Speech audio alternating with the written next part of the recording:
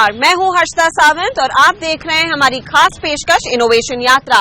इनोफेस्ट के साथ मिलकर CNBC आवाज का ये सफर अब आ पहुंचा है राजस्थान।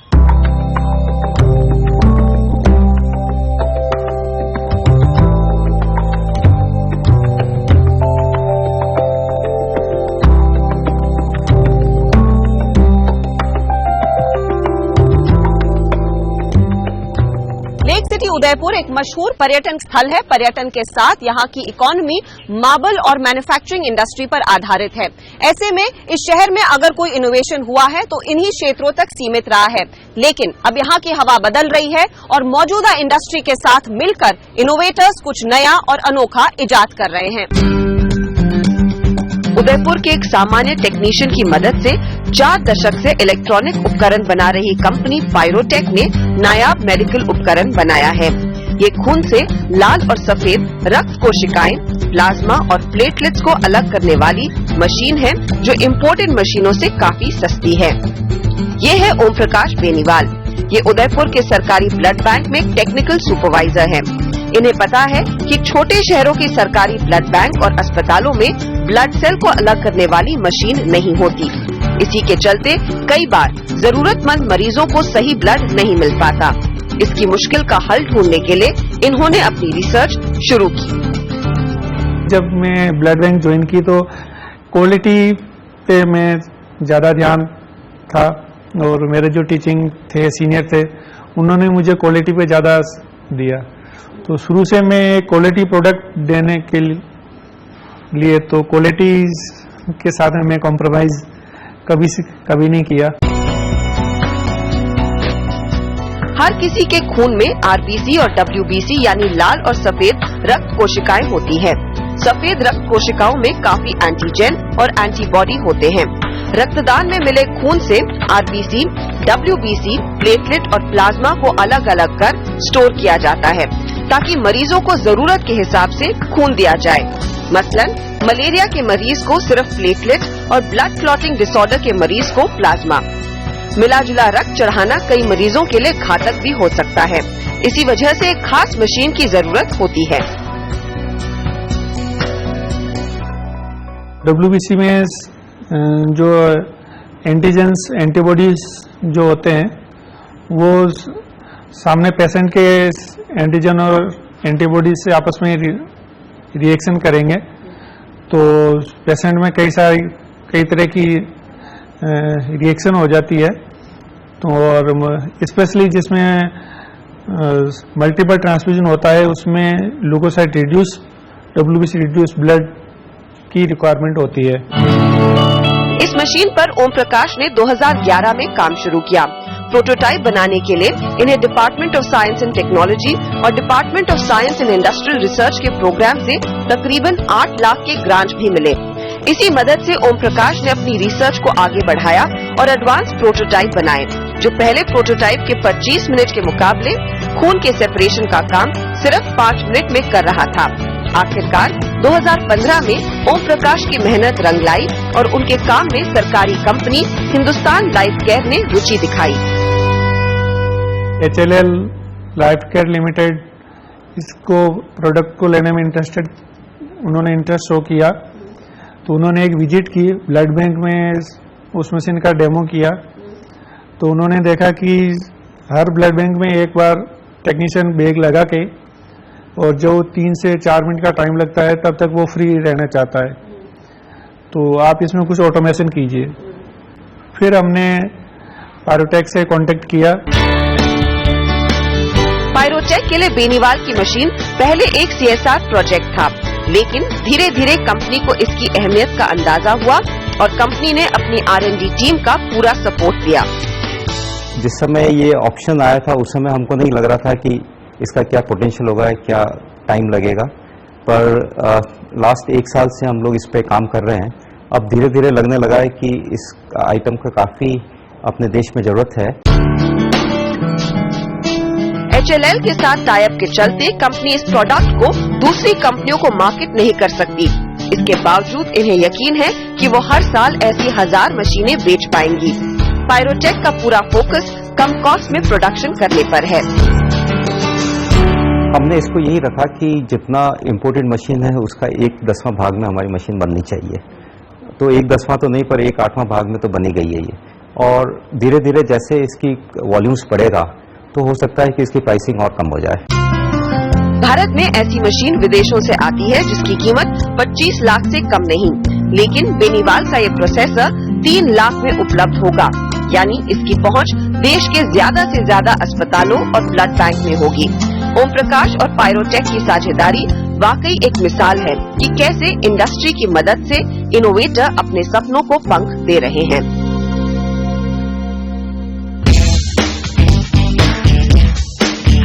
रजवाड़ों के शहर उदयपुर में खान पान के शाही अंदाज की बात होती है, लेकिन इसी शहर के इनोवेटर्स ने रोज के सादे खाने को टेक्नोलॉजी का तड़का लगाया है और बनाया है एक ऑटोमेटेड रोटी मेकर। जपाती चपाती बनाने की एक मशीन। आप इस तरह समझिए कि ये मशीन रोटियां बनाती नहीं बल्कि प्रिंट करती है। इसमें सूखा आटा, पानी, जरूरत के हिसाब से नमक और तेल डालिए, फिर सेट करिए कि कितनी रोटियां बनानी है और रोटी की सॉफ्टनेस कितनी होनी चाहिए। आपका काम खत्म। आटा गूंदना, रोटी बेलना, सेकना, सब काम मशीन अपने आप करती है और वो भी झटपट। इस इनोवेशन के पीछे है 3 लोगों की सोच, फागुन बाया, दीपक जोशी और मनोहर शरण। तो हम ऐसा प्रोडक्ट बनाना चाह रहे थे जो हर घर में हो, हर लाइफ को टच करे और कोई भी यूज कर सकते हैं एज इजी। तो हमने एक चपाती मेकर का सोचा आइडिया। बहुत सारे आइडियाज थे बट वी पिक्ड वन कि पहला एक स्टार्ट करते हैं, फिर आगे से आगे दूसरा स्टार्ट करते रहेंगे। तो पहला चपाती मेकर स्टार्ट किया, that was bigger in size, this much big. So we thought इतना बड़ा तो कौन लेगा, इतना घर में जगह भी नहीं होता है। बॉम्बे देखो या दिल्ली देखो, वहाँ फ्लैट छोटे छोटे होते हैं, इतना बड़ा मशीन कैसे आएगा। सो वी थॉट यार मशीन को छोटा करना चाहिए, टेबल साइज में लाना चाहिए। इंजीनियरिंग बैकग्राउंड के फागुन बाया और दीपक जोशी पहले भी कई इनोवेशन कर चुके थे। इसी लगन ने 2013 में जन्म दिया झटपट चपाती बनाने वाली मशीन जपाती को। मैं अगर दिल्ली में रह रहा हूँ तो मुझे कैसा रोटी चाहिए वहाँ पे, या कोई केरला में रह रहा है तो कैसा चाहिए। So we can not make this product regional, right, we have to make it universal. So if we make it universal, then we have to give it some ability to the user so that they can set the size, the thickness and what quality of roti they want. चपाती बनाने से पहले founders ने सर्वे किया कि चपाती बनाने में कितनी मेहनत और कितना समय लगता है। पता चला कि 10 चपाती हाथों से बनाने के लिए कम से कम 22 मिनट लगते हैं, जबकि बाजार में मौजूद रोटी मेकर्स 16 मिनट का समय लेते हैं और इसमें भी मैन्युअली रोटी बनती है। तब इन्होंने पूरी तरह से ऑटोमेटिक चपाती बनाई जो सिर्फ 10 मिनट में 10 रोटियां बनाती है। अब अगली चुनौती है मशीन को ऐसी कीमत तक लेकर आना कि ये आम घरों में इस्तेमाल हो सके। ऐसा प्रोडक्ट मार्केट में आ सकता है जो कॉस्ट में बहुत कम हो, क्वालिटी में बहुत अच्छा हो और सबके दिलों को छू जाए। वो यही है, मार्केट में अभी ऐसा कोई प्रोडक्ट नहीं है। फाउंडर्स मैन्युफैक्चरिंग पार्टनर्स के साथ टाई अप करने के प्रयास में लगे हुए हैं ताकि अगले साल तक इसे लॉन्च किया जा सके और चपाती लोगों के घरों तक पहुंचे और फटाफट चपातियां बनाए।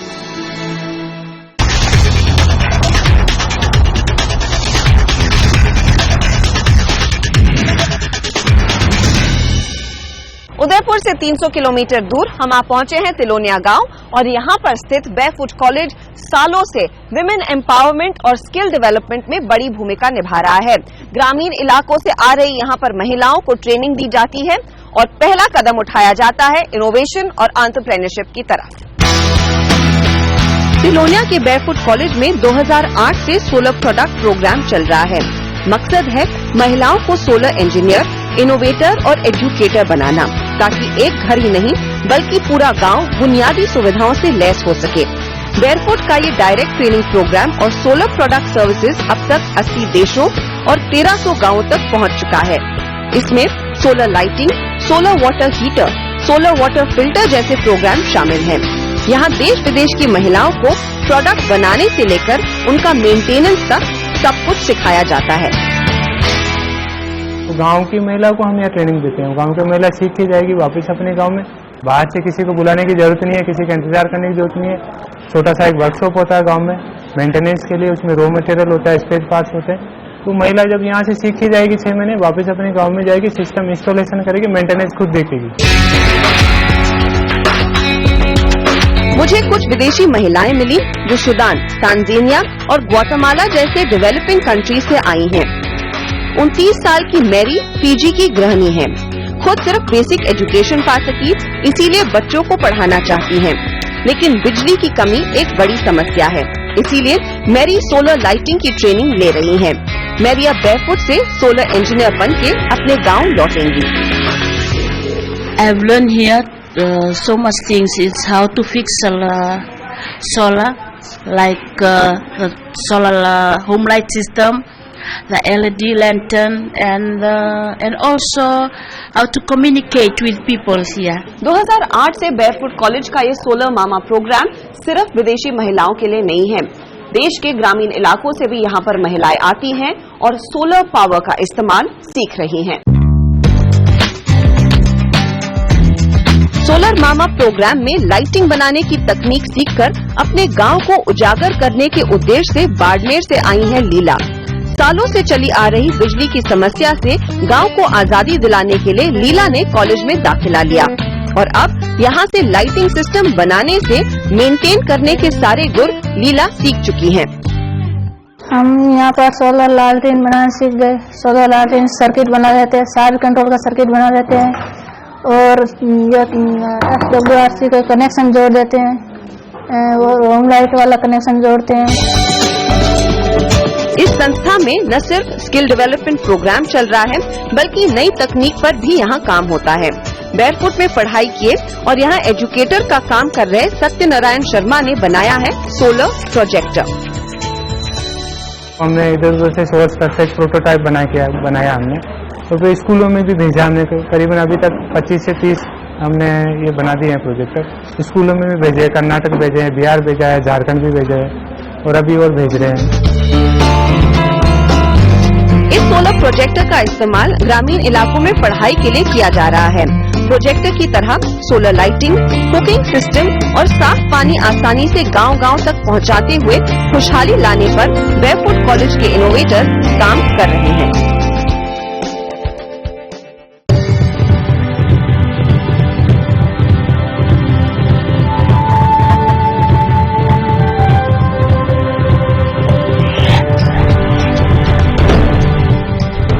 तिलोनिया से 100 किलोमीटर दूर हम पहुंचे जयपुर और मुलाकात हुई राज सिंह दहिया से, जिन्होंने एक बायोमास गैसिफायर बनाया है, यानी एक ऐसी मशीन जो बायोमास यानी खेती के कचरे को जलाकर गैस बना सकती है।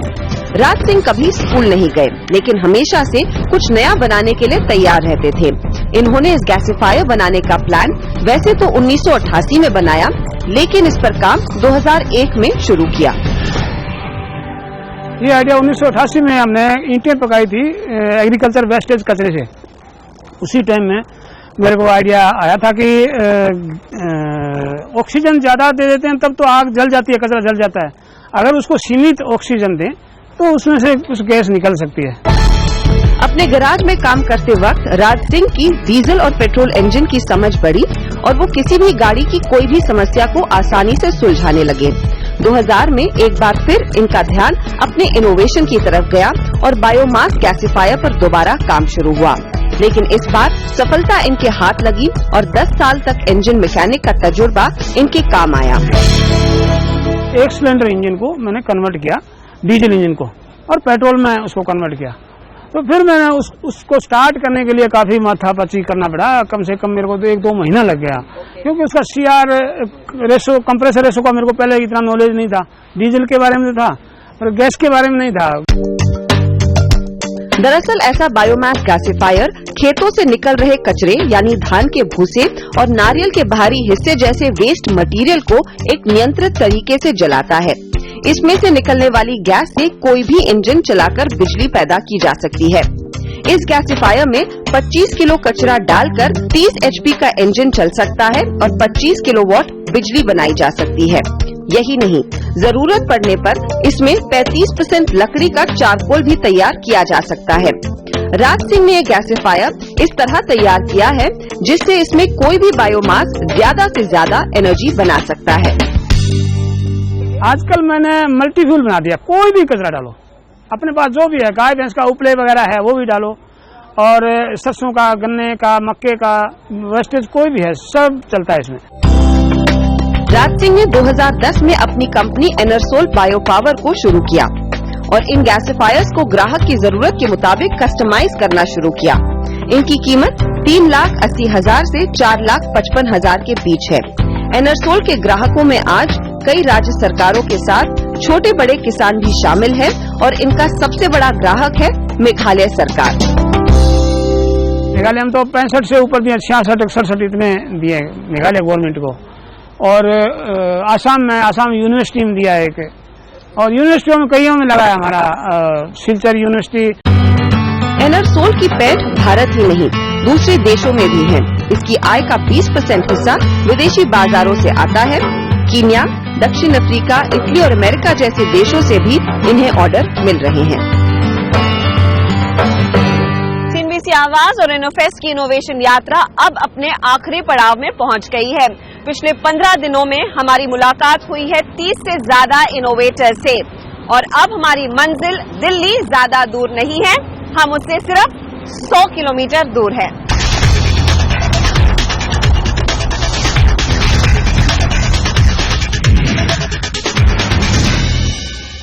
CNBC आवाज की इनोवेशन यात्रा अपनी मंजिल नई दिल्ली पहुंच चुकी है।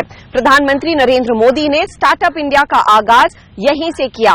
इनोवेशन और एंटरप्रेन्योरशिप को बढ़ावा देने वाली पॉलिसी भी यहीं पर बनी है। लेकिन हार्डवेयर इनोवेशन के मामले में यहाँ पर कितना एडवांस काम हो रहा है, आइए देखते हैं। I love you,